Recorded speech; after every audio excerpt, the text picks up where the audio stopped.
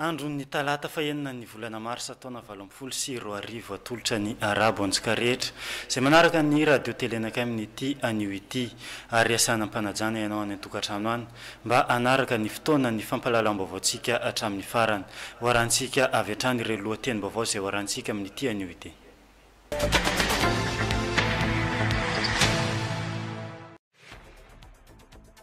Fokotany ranta nahitana taolampaty milanja 10 kg ireo ankizy milalao teo amin'ny manodidina no nahita izany. Mangarivotra raikitra ny fanarenana ny toatoatra miakatra amin'ny bloc administratif potika noho ny loza voajanahary nandalo teto Mahajanga izy io manao antsoavo amin'izay malalatanana lehibe ny fokotany. Fitateram-bahoaka tsy eken'ireo mpitariposy eto Mahajanga ny anesorana azy ireo eny amin'ny toeram-piatsonany eny Mahabibo. Loza ampifamoivoizana tamin'ny lalam-pirenena fahefatriny moto sy bajaji ny fandona vokany olona roa naratra mafy.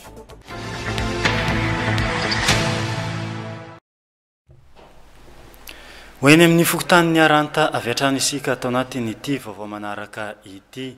Ankizy sendra ny lalao teny amin'ny secteur 1 eny amin'ny fokontany ny aranta no nahita ny taolapaty tato anatin'ny gony iray malitolakandro no nisehoan'izay teny amin'ny fokontany ny aranta. Hoilirany Menjanary no mitondra ny fanadihadiana rehetra. Taolapaty 10 kg 440 isa no hita tao anaty gony teny amin'ny fokontany ny aranta faritra voalohany. Ny andro ny latsinainy fa 5 ny volana martsa tokony tamin'ny ora arivo. Ireo zaza ny lalao manodidina ny sisin-dranomasina no voalaza fa nahita io taolapaty io voalohany ka nampiantso ny olobe. Ny ray aman-dreny teo an-tanàna avy eo no niantso ny mpitandro filaminana sy ny BMSS eto Mahajanga nijery ny zava-misy sy nanao ny fanadihadiana mikasika ity taolapaty ity.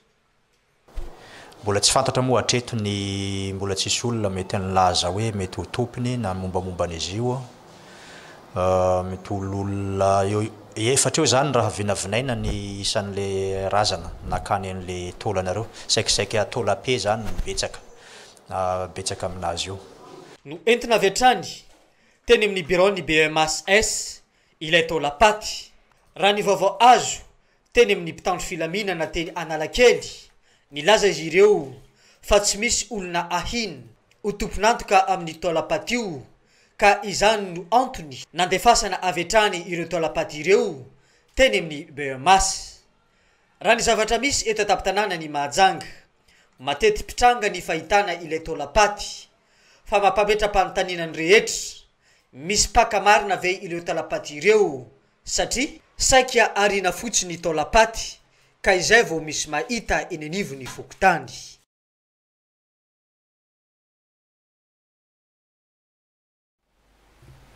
Izay ny zava-nisy teny amin'ny fokotany ny aranta ho malitolakandro fa eny amin'ny fokotany mangarivotra kosa indray isika manomboka amin'izao fotoana izao ny fanamboarana ny tohatra eny amin'ny fokotany mangarivotra. Ity tohatra ity izay nahitana fahasimbana ary efa saika ny rodana tanteraka ny ampahany amin'izay manao antsoavo an'ireo malala-tanana ny sefim-pokotany araka izany mba hanome fanampiana sy fanomezan-tanana ho azy ireo amin'ny fanarenana ity tohatra ity. Hoilirany Menjanary. Asina fanamboarana ny totohatra miakatra eny amin'ny bloc administratif tafiditra ao amin'ny fokotany ny mangarivotra. Ireo malala-tanana sy ny komiti-pokotany eny an-toerany ny tomponantoka sy miantoka ny lany rehetra amin'ny fanamboarana. Efa misy ny fangatahana fanampina nataony lehibe ny fokotany sy ny komiti-pokotany teny mangarivotra tamin'ny tompon'andraikitra eny anivon'ny faritra sy ny tompon'andraikitra voalohany eny amin'ny komina Ambonivohitra Mahajanga. Hatramin'izao fotoana sy ora itenenantsika izao tsy mbola misy ny fanampina avy tamin'ny tompon'andraiki-panjakana izay voalaza teo ireo. Nanomboka tamin'ity herinandro ity kosa ny fanamboarana ho an'ity totohatra izay simba ity. Efa bolana zany sa 3 volana ny cyclone Havano nandalo teto amin'ny firenena Madagasikara ary izay nanimba zavatra tokoa anisan'izany moa ny escalier miakatra amin'ny bloc miotsaka tanteraka izy io efa nanao antsoavo zay nanao nitatitra rehetra hoe io lalam-bahoaka io dia hatramin'izao zany moa tsy misy ny fijerena tsy misy ny resaka namba fiantsonana io inona ny tokony atao fa ohatrany tsy fantatro fa tsy mametrina dia am'izao fotoan'izao moa zahay fa matompona ndraikitra satria ho tapaka io lalana io dia fa mihetsika izahay ary misaoran'ireo izay marara-tanana zay mpanampy anay ohatra nanamboarana tony borao fokotany tony dia manentana ihany koa zany ireo zay tsara sitrapo rehetra izay olona rehetra mandalo amin'ny lalana iny mba hanao ny fititsimba hetra anamboarana n'io lalana io ahafahantsika mifamezivezy dia miantso koa ny fitondram-panjakana moa zany ny eo amin'ny mairie zany sy ny amin'ny région mba isy koa zany etsika atao io fanampiana anay amin'ny fanamboarana an'io lalana io ho vita malaky satria izay be ombo mery manosy izay be ny basy ka rehefa mafitrika atsika manao ny tsipaipaika sy ny fititsimba hetra dia vita malaky io fa amin'izao fotoan'izao zany dia fa manao ny fanombohana ny asa izahay ka dia isaorana mialoha ianareo rehetra zay anao ny asa tsara. Mangataka ny fandraisana andraikitra ataony tompon'andraikitra eny anivon'ny faritra sy ny tompon'andraikitra eny anivon'ny commune ny komity pokotany eny amin'ny fokotany Mangarifitra mba anampiana amin'ny fanamboarana ity totohatra izay simba ny rivodoza ity. Eo am'sehatra ny fifamoivoizana indray kosa hoe ny bazary mabiosika amin'ity vaovao manaraka ity tsy manaiky ny anesora ny commune azy ireo eo amin'ny toeram-piantsonany ireo posy izay mipetraka eny ampita ny bazary mabibo efa ho herinandro izay no nandraisan'ny commune izay fanapakevitra izay ka hatramin'izao tsy misy ny marimaritra iraisany eo amin'ireo mpitondra posy sy ny tompon'andraikitra avy eo amin'ny commune fanadedina. Esory ny commune tsy mahazo mijanona eto amin'ny fiantsonany intsony ireo posy rehetra amin'ity toerana ampita ny bazary mabibo ity efa ho herinandro izay tsy fantatra mazava ny tena antony analana azy ireo eto hoy ireo mpitondra posy efa amampolo taonany maro no nisiany ity toerana fiantsonan'izy ireo ity fa tsy nisy ny kitikitika. Izao zany raha tarehinay aminareo mpitondra fanampahefana sy mpitatana ny tsena sy mitatana ny lalana satria zahay zany tamin'ny toerana ity mivezivezy sady mijaly eto amin'ny toerana mahabibo ity satria efa ela zahay mandritran'ny taona maro mipetraka teto tamin'ny toerana ity na dia izy ro mitondra na dia izy mitondra zahay tsy ary niala tamin'ny toerana ity ohatran'izao vao androany zahay mahita fijalena agnatin'ny herinandro zao tsy miasa agnatin'ny toerana ity eto zay raha mba taraigny anay mampalahelo anay mila famonjena aminareo mpitatana rehetrarehetra nareo ray aman-dreny rehetrarehetra sy mifehy tanàna ty sy be ny tanàna satria mijaly zahay amin'ny toerana ty tia io toerana ty zany famelomanay vady aman-janaka anay fanovanay fitaovana rehetrarehetra fahavitanay zavatra fahavitanay fiainanay amin'ny toerana kely ty mahabibo ty kanefa amizao 2018 zao asorana eto zahay amin'ny toerana ty satria eto zany ro toerana famelomanay tegnanay eto ro toerana fahaizan'olo anay na dia olo bakany atsara rano mbala vola ateremena analakely mitady anay deto ro ahitananay efa niezaka zahay mandritry ny herinandro zay mitady solution aminazy amireo ray aman-dreny mitatana lalana ty tsy ahitana lalana tsony ireo lehibe ny tsenareo sy ireo ny lehibe ny munisipaly tsy ahitana lalana tsony. Misy 20 mahery ny posy teto amin'ity toerana ity teo aloha na enan'ny commune ho valo izy ireo taty aorina ary izao izy hoe sorona tanteraka izao inona marina ny tena zava-misy inona no antony anasorana azy ireo eto raha nametraka izany fantaniana izany reto mpitondra posy reto tsy nisy na voavaly ny iray tamin'ireo mpiasan'ny commune izay tonga nanaly azy ireo teny amin'ny toerana. Izay ny amin'iny famialohany anoizantsika ny vaovao amin'ity atoandro ity dia misy ny filazana izay voaray eto am-pialantanany amin'izao fotoana izao amin'ny finoana ny fitsanganany tena amin'ny maty renesana atsika tapaka sy namana rehetra fa ny hava-malalanay no mendrazana fidèle dia nantsony ray no dia any aminy rehefa ny vahiny 20 taona teto an-tany izay miaramila sergent chef tao Antananarivo ny razana dia ao Matsinjo lo 188B3 ary ao amin'ny Église catholique Antany Masajy no anaovam-beloma azy farany andro ny zoma ho avy izao ka alevina eny amin'ny fahasandrazany eny Mahajanga amin'ny croisement Bonamary ialana tsi no an'izay tsy tratra antso no ny afenondrano be loatra manao ny filazana ny reniny sy ny fianakaviany iray manontolo. izay ny amin'iny fa overina vakina amintsika eo ihany moa izay filazana manjo izay voaray tamin'ity anio ity fa eo amin'ny loza mpifamoizana izay niseho teny amin'ny lalam-pirenena faefatra iny kosa no vaovaontsika manaraka izao.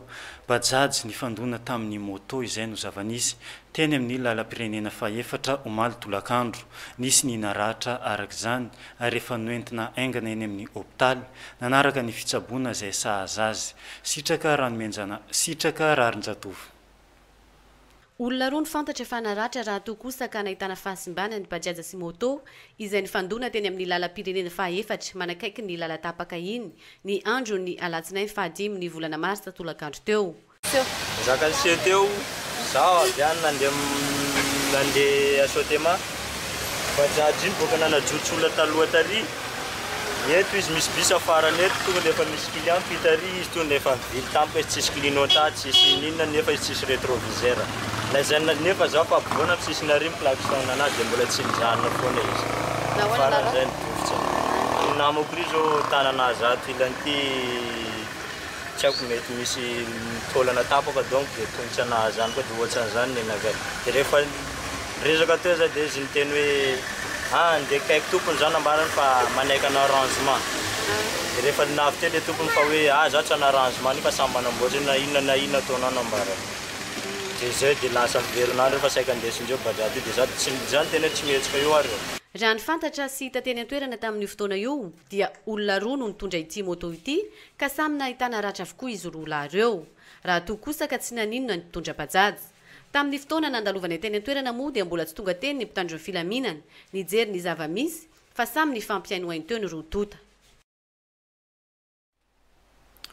Fa hoeny amin'ny toerana manodidina ny bazary mabiby kosa isika atao anatin'ity vaovao manaraka ity velotaraina ankehitriny ireo mpivarotra rehetra manodidina ny bazary mabiby noho ny fantsintsenina ny lakan-drano ka miteraka fofona maimbo sy maloto eny amin'ny toeram-pivarotana rehetra manodidina izay bazary mabibo izay.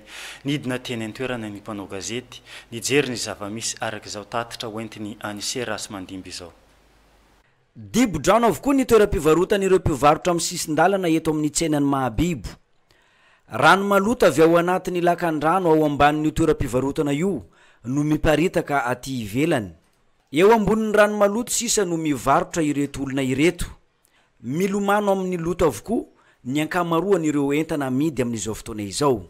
Le olana zany dia tia rano be miangona eto amin'ny plasy ivarotana eto ty satria isaky ny avy ny orana zany dia bouché angamba le canal io fa tsisy manokatra mihitsy dia lena be tsy azo itsahana mihitsy ny tongotra anay amin'ny tratran'ny alapotaka mihitsy mivezivezy eo.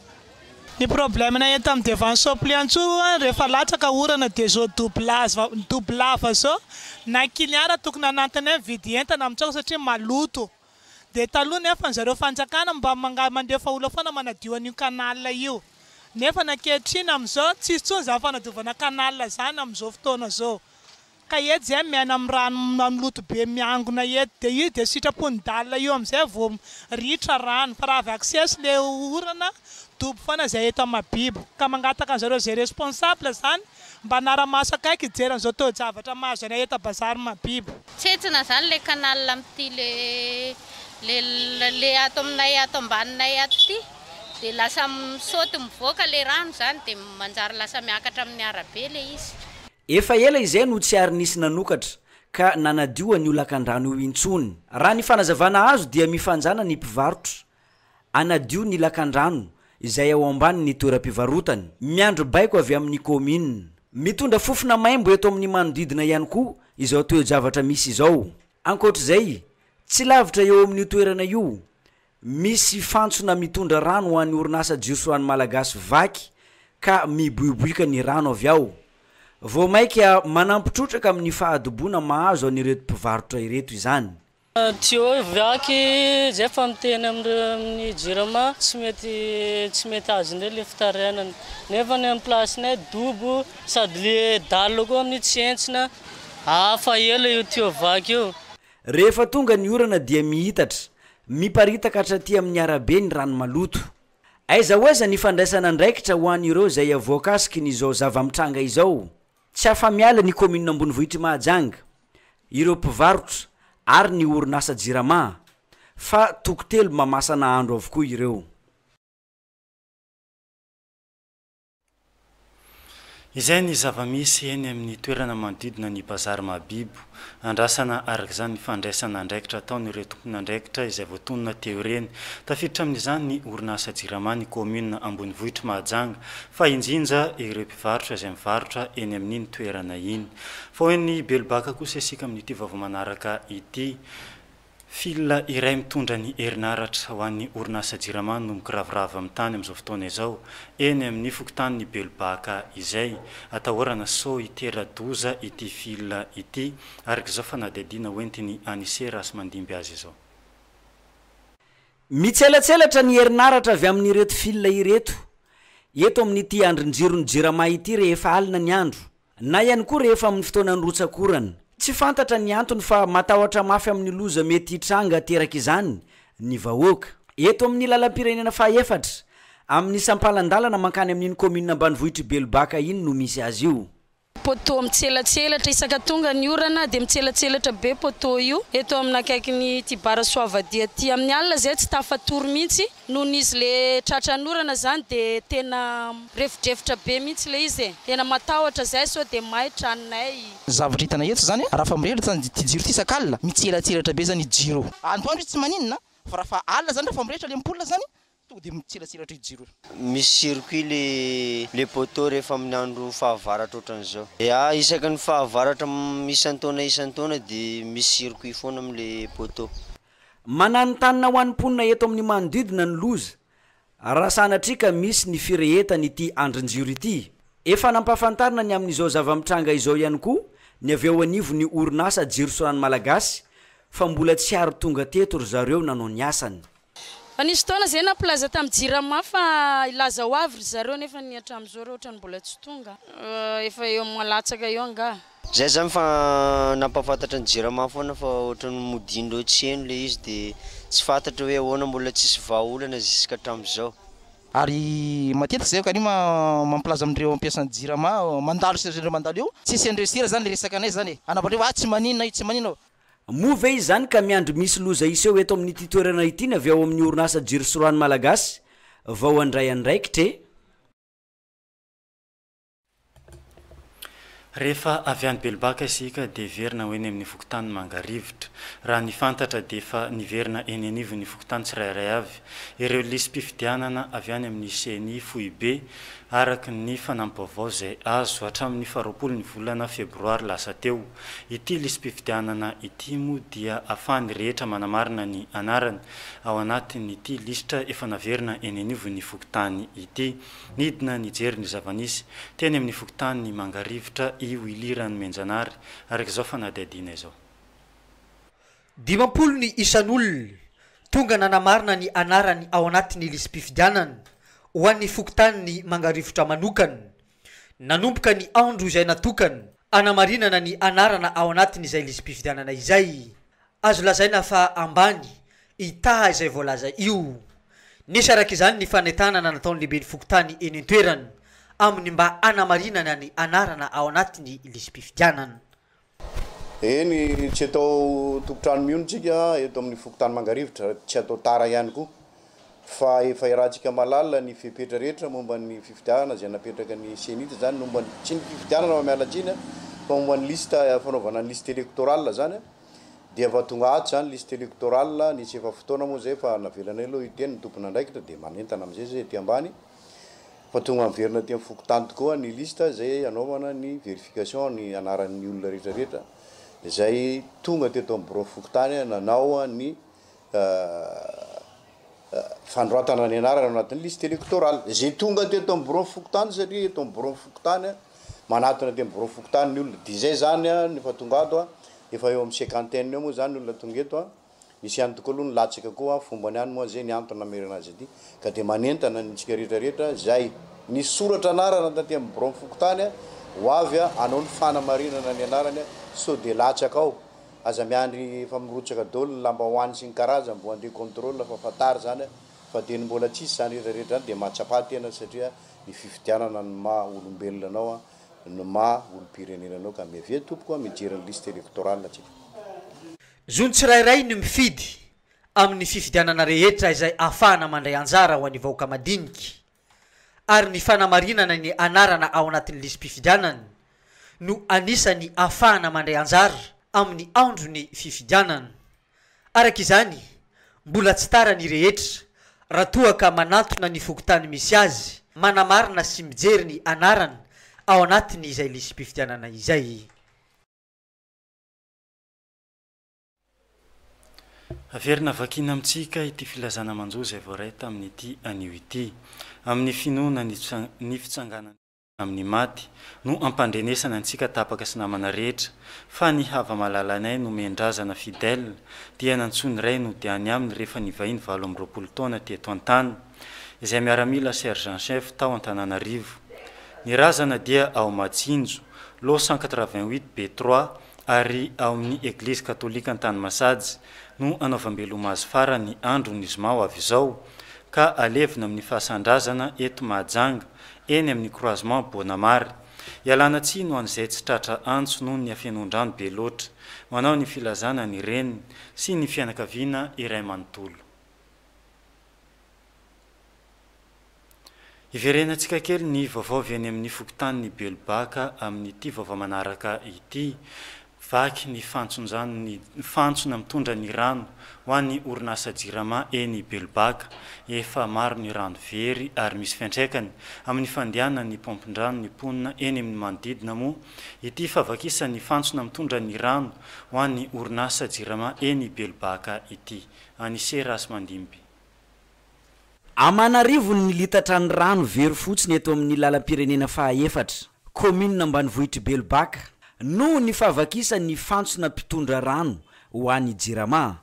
Efa ela be no nisian'io zavatra io fa mbola tsy ary nisy piasa avy ao amin'ny Jirama tonga namany olana mandraka ety androany mitondra fanazavana ny mponina eto amin'ny manodidina. Problème misy resaka rano. Toerana ty zany misy teo ny Jirama ato. Izy ty fa ela sy mbata zy fatarango tamin'ny taona lasa zany izy io. Ka teneny zany piasan'ny Jirama namboatra anazy io tsy etry amboarindreo zany le raha. Ary eto zany misy rano miandrona. Misy ravikazo latsaka aminazy de maimbo mihitsy zany amin'ny toerana ifeto. Ny rano eto miboiboika tsy tapaka. Miparitaka mameno ny faritra maro. Mandolava misy fotaka mandrevo eto amin'ity toerana ity amin'izao fotoana. Misy fiantraikany amin'ny foto-drafitrasa mihitsy zany ankehitriny. Uyatrany ny fanazavana. Raha ohatraka mitohitohy koa zany izy ty mety hanimba ty lalagna ty zany le izy. Misy fiantraikany amin'ny lalagna zany izy ty raha ohatra ka tsy vita izy ty. Mampotika le lalagna. Efa ela be misy zany raha tamin'ny taona lasa ho izy ty fa efa sy boatran'izao ty toerana ty eto. Raha misy ny toerana mijaly rano eto Mahajanga tampo-tanàna. Mifanohitra amin'izay indray ny eto Belbaka rano very fotsiny.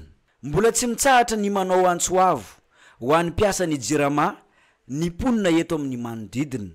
Mba ho tonga anampina ny fantsona vaky io. Lafim-baovao hafa tanteraka kosa indray no sokatra omaly ny fikoanan-doha nasionaly eo amin'ny firenena frantsay sy ny firenena malagasy. Aritra 3 andro moa izany fikoanan-doha izany. Nanokatra izany tamin'ny fomba ofisialy ny filopirenena malagasy izay ahitana ireo vondrom-bahoaka itsindrapa-efana frantsay izay mandray anjara amin'ity fikoanan-doha ity. Crépin Randriandrafy. 20 taona lasa zay nanaovana fikoanan-doha voalohany itsindrapa-efana ho an'ny malagasy sy frantsay. Tsy totosa araka ny tokony ho izy anefa ny paikady drafitrasa saika petraka teto amin'ny firenena. Indrindra fa tamin'ireo afatitra 13 voakasika tao anatin'ireo fatitra 12 misy eto Madagasikara ao anatin'ny fiaramiasan'ny firenena rotonta. Amin'izao fotoana izao tanterahana eto Madagasikara indray ny andiany faharoa amin'ity fikoanan-doha itsindrapa-efana ho an'ny malagasy sy frantsay ity.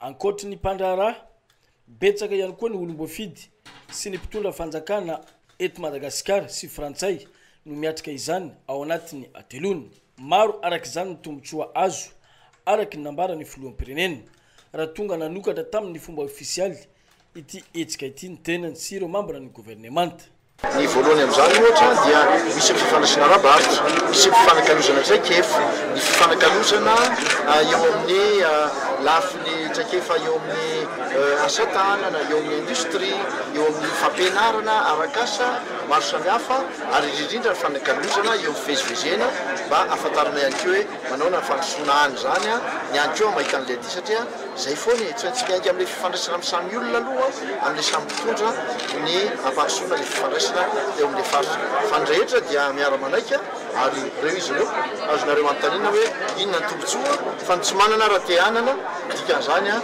dia mahita tombotsoa amin'le izy zany rehetra traikefa maro karazana no ifampitany rotonta eo amin'ny setry ny tsinjirampahefana ho an'ity atrikasa ity ao anatin'ny atelony tafiditra ao anatin'ny piakadiany koa ny ametrahana ny Antananarivo ho lasa vakoka iraisam-pirenena ao anatin'ny UNESCO betsaka ireo lohahevitra hodinina ao anatin'ity lahadinika ity isan'izany ny tanora ny fiantraikany loza voajanahary ny fampiroboroboana ny ara-toekarenina ny tontolo iainana ary ny rano. Izay ny amin'iny fa andro vitsivitsy sisa dia higadona ny daty ny 9 volana Marsa, andro maneran-tany ho an'ny vehivavy. Efa nandeha ny fankalazana izany eo ny hetsika maro isan-karazany izay atao any an-drenivohitra sy amin'ny faritra rehetra. Omaly kosa no anjaran'ireo mpampianatra sy mpanabe vehivavy rehetra tao Antananarivo izay nazo fanomezana avy amin'ny vadiny filoham-pirenena malagasy. Crépin Renjiandrafy hatrany. Efa betsaka ireo ezaka vita tamin'ny fanampina ny fiainan'ny vehivavy iteto Madagasikara. Indrindra raha ny lafy ny fahasalamana no resana manokana amin'izany. Teo ohatra ny fananganana hôpitaly manokana natokana fijerenan'ny fahasalamana ny Rensinzaza, fananganana santra vonjy misa 4 teto Madagasikara ihany koa. Ny setry ny fanabeazana natsangana ny sekoly sy toeram-panabeazana eto Madagasikara ho an'ireo vehivavy sy ny mpanabe mba ahafahany ankizivavy ihany koa miverina an-tsekoly. Natsangana ihany koa ny tranomboky saika manerana nosy zany nomena tombon-daniny tamin'izany ny vehivavy mbola tsy maintsy tohizana kosa ny ezaka efa vita hoy ny vadiny filoham-pirenena Vangy Rajoanarymampianina. Sy ny ananantsika andriambavilanitra fisandrantana sy fizakam-pena ara-toekarena fepetra fototra nangano ny fahavononana ireo sy anory mankany amin'ny fisitrahana tanteraka ny zon'ny vehivavy. Mila resy lahatra aloha isika. Mila resy lahatra fa te-hikatroka, te-hitolona ho amin'ny fahombiazana iombonana. Fepetra faharoa ahafahantsika mahavita teny ara-toekarena ny fiombonam-po, ny fampanjakana ny firaisan-kiny, ny fanambarana ny hery ho iray. Mila mifandrimbona isika rehetra, na lahy na vavy, indrindra ny vehivavy, na avy aty an-tanan-dehibe na ny ambanivolo ho fisandratany ho avintsika. Ny hoavy ny fiarahamonina ho fisandratany firenena iarahamanana. Tanterahana omaly ny lanonana manokana natao ho an'ireo mpampianatra sy ny mpanabe ao amin'ny faritra Analamanga. Tafiditra ao anatin'ny fankalazana ny 9 Marsa ity hetsika ity ka nisy ny fanolorana fanomezana ho an'ny vehivavy tonga teo. Ho anareo zany eto fanomezana reto soliteny reo. Miantso ny vehivavy rehetra mba andraindraikitra feno amin'ny fampivoarana ny vehivavy kosa ny ministry ny poniny Ontina Real. Nentina indrindra io lohahevitra mba anehoana fankasitrahana amin'ireo rehetra izay mitolona mba ho fampiarana antsakany sy andavana ny zon'ny vehivavy maneran-tany. Tsy ireo anaty fikambanana na ny vondron'olona ihany nefa ny entanina iroso amin'izany tanjona izany fa isika rehetra izay manatrika eto izao sy ny vehivavy rehetra tsy ankanavaka ihany koa dia azo lazaina fa mpikatroka sy manana didy avokoa amin'ny fampivoarana ny fiainan'ny vehivavy. Rehefa mandroso ny vehivavy dia mandroso ny firenena sy ny tanindrazana iray manontolo. Averiko foana fa reny no fototeny hiaviny ny voambolana hoe firenena. Marina fa tonga nanatrika izao hetsika izao avokoa ny masivo vahiny monina sy miasa eto Madagasikara.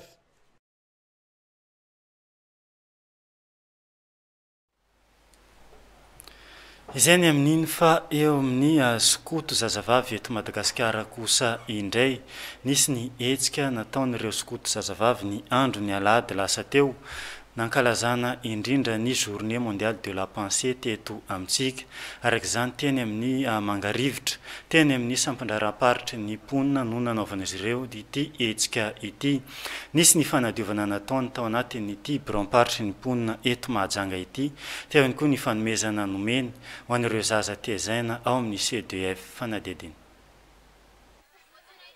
Mamela marika ino lo hevitra nenty ny skoto zazavavy nankalazana ny journée mondiale de la pensée na ny andro maneran-tany no any fampieriseretana nisy araka izany ny hetsika natao ny reto skoto zazavavy reto dia ny fanadiovana ny tokotany ao amin'ny sampandraraparitry ny mponina eny Mangarivitra teo ihany koa ny fanomezana fanampina ho an'ireo zaza tezaina ao amin'ny CDF Mangarivitra.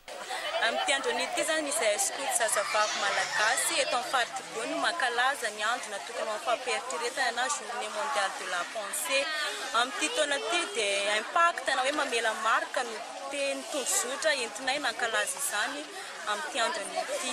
Amin'izay hoe mamela marika izay zany dia nisafidinay manokana eto amin'ny direction population eto Mahajanga amelaina marika amin'ny tontolo iainana dia ny fanadiovana ny tokotany be population. Amela marika ho an'ny manodidina anay izay dia anome fanomezana ho an'ireo zaza tezaina sy ao amin'ny CDF. Ny andro ny alady fa efatra ny volana marsa lasa teo no nanaovana ity hetsika ity ho an'ireo skoto zazavavy ireo.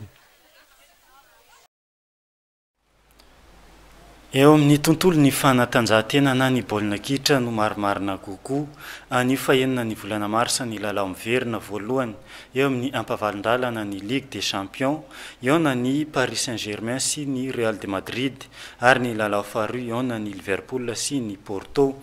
Raha tsy haivina moa ny lalao tamin'ny lalao mandroso Real de Madrid nampandroso ny PSG tany amin'ny taniny ka lavo tamin'ny isa 3-0 ny PSG tamin'izay fotoana izay ary ny Porto ihany koa nampiantrano ny Liverpool izay lavo ny Liverpool tamin'ny isa 5 tsy misy. Mandidina ity lalao miverina ity ary misy ny fanadidina fohifohy nanontaniana ireo mpankafy baolina kitra eto amintsika ny mety ho voka-dalao amin'ny ity anio ity ho ilirany Menjanary. Androany talata fa 4 ny volana martsa 2024 no anaovana ny lalao miverina eo amin'ny Ligue des Champions na ny Champions League ho an'ny tampilalaovana 7 2024 eo amin'ny lalao ampavalindalana miverina iona ny Paris Saint-Germain sur Real Madrid amin'ny 12 ora latsaka 12 minitra eto Madagasikara. Ho an'ny PSG manokana tsy hita hiakatra ny kianja androany Inga Neymar ary ho an'ny Real Madrid kosa efa tafaverina amin'ny heriny tanteraka ny Marcelo, Kroos ary Modric ary hiakatra ihany koa anatevindaharana ny Real Madrid i Cristiano Ronaldo. Misy ny fanehoan-kevitra nataony mpankafy baolina kitra eto an-tampon-tanàna ny Mahajanga amin'ny fahitany lalao miverina eo amin'ny lalao ampavalindalana ho an'ny Champions League amin'ny fiona ny PSG izay ampampiatrano asiny Real Madrid. Amin'le baolina rariva aloha zany maka ny Real zay zany no ny score amin'ny zany mety eo amin'ny 3-2 zany. Zay zany no fahita. Fa rehefa mametraka vola aloha dia afaka maka ny Real apetraka ny sauce fa mety kokoa ny ariva aloha dia mandresy Real satria za Real foana rango zay satria za moko rango tamin'ny football ny Zinedine Zidane za nakafiany Zidane rango ela dikan'izany izy mpanazatra ny Real am'izao za mbola manohana ny Real 100% amin'le lalao ariva mandresy zany Real 2-1 ny score hitako zany. Pronostic nakay zany amin'io 8e de finale zany za mbola manatena PSG za mbola mahazo amin'ny fotoana io satria na dia tsy eo aza Neymar zany fa mbola atokisako satria reo mety amin'ny tanindreo zany reo dia mbola tsy jery fotsiny zany reo amin'io zay ny tena marina fa tsy maintsy mbola hanantena koa zany reo fa hoe mbola amelina mpandeha ny Real de Madrid zany. Mety 3-0 score. Androany talata fa 4 ny volana martsa amin'ny 12 ora latsaka 12 minitra eto Madagasikara no aneny ny Kuruluka amin'ny fiona ny Paris Saint-Germain mpampiatrano asiny Real Madrid eo amin'ny lalao miverina ampavalindalana ho an'ny Champions League ho an'ny tampilalaovana 7 20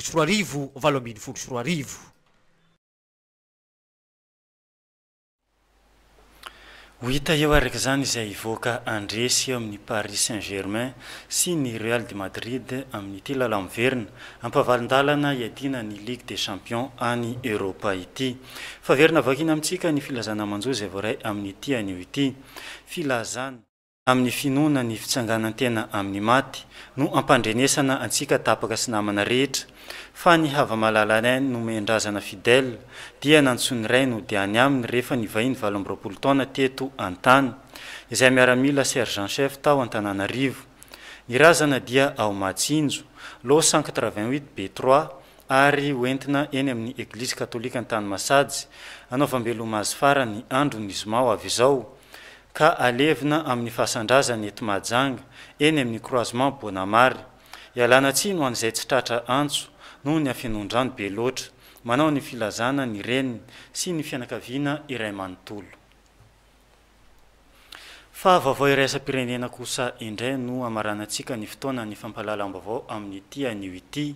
Efa tonga amin'izao fotoana izao ny camion izay mitondra fanafody sy fanampiana ho an'ireo mponina any amin'ny tanàna ny Gota Atsinanana. Ity tanàna ity moa izay simba tanteraka vokatry ny ady sy ny daroka bomba izay misy ankehitriny efa ho herinandro vitsivitsy izay fanadediny.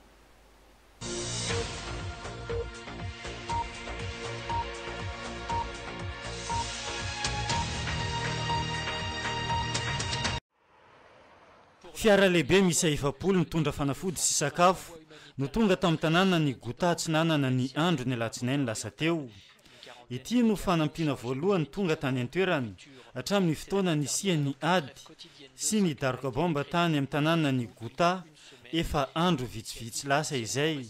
Adiny 5 any no fampiatonany ady sy ny daroka bomba nisy teto ka izay ihany koa no nahafana nitondra ireo fanampiana rehetra ireo. Tsy ampy hitondrana sy izarana ireo fanampiana ireo nefa izay adiny 5 izay araka ny voalaza ny tompon'andraikitra any amin'ny adiny 12 na 15 ora no feam-potoana ara-dalàna avitana mitsinjara ireo fanafody sy ny sakafo rehetra ho an'ny mponina any amin'ny tanàna ny Gota ireo. Tapitra ny adiny 5 niverina indray ny daroka bomba sy ny ady ataon'ireo tafika siriana any an-toerana. Tsy voazara araka ny tokony izy araka izany ireo fanampiana sy fanafody ho an'ireo olona trahadoza any amin'ny tanàna ny Gota ireo.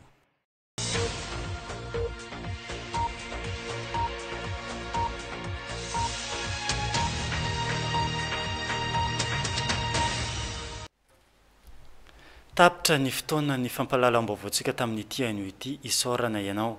Naraka ny aino sinjery hatramin'ny farany isaorana ihany koa ny namana rehetra. Ny karoka sy nampita ireny vaovao rehetra ireny tany amintsika tsirairay avy tany. Mametraka ny veloma amin'ny manaraka indray veloma tompoko.